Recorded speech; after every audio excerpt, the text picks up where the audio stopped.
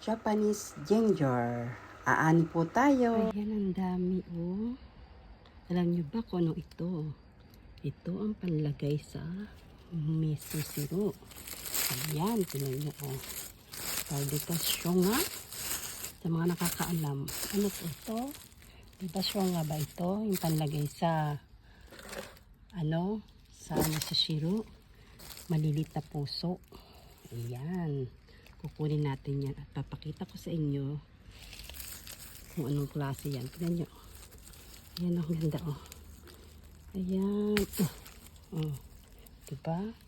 Tignan natin dito. Kunin na natin baka kainin ng lupa. Like yung kainin ng tao sa kainin ng lupa. At tignan nyo oh. Ayan oh. Masarap sa miso syrup ito, parang parang puso ng saging. Dami oh.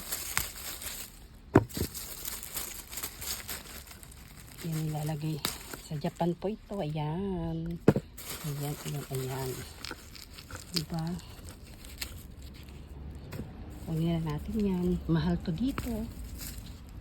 Mahal dito sa department store. Ayan. Dami niya oh. Ayan oh. Sana mapakita ko din kung paano pangluto. Kung paano ilalagay ito. Ayan, ang dami. Kunin natin. Para mapakinabangan. Ilalagay sa yung kamay ko oh. Ayan, ang taong masipag ay may tiyaga, ay may nilalaga. Ang cute. Hindi pa natin kukunin. Ayun, wala na siya. Pero kakapakapa pa rin tayo dyan. Baka meron yan dyan.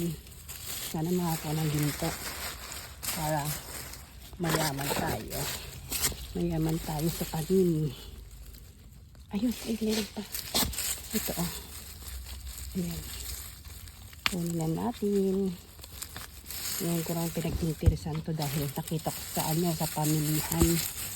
Mahal siya. Binibili pa ako nito.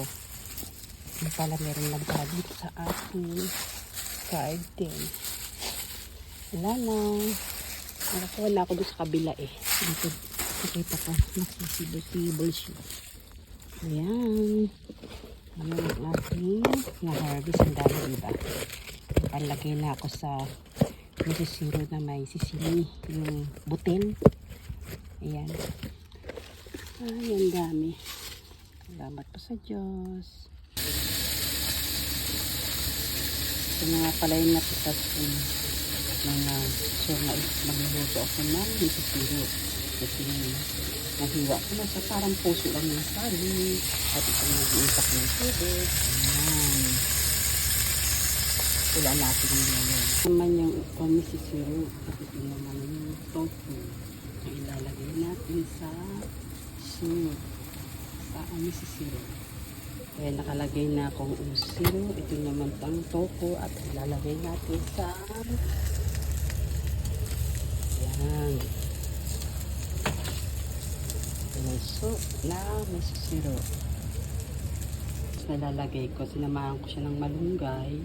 Tapos may negi, dahon ng sibuyas ba? Ayan. Negi tawagin dito. Ayan siya.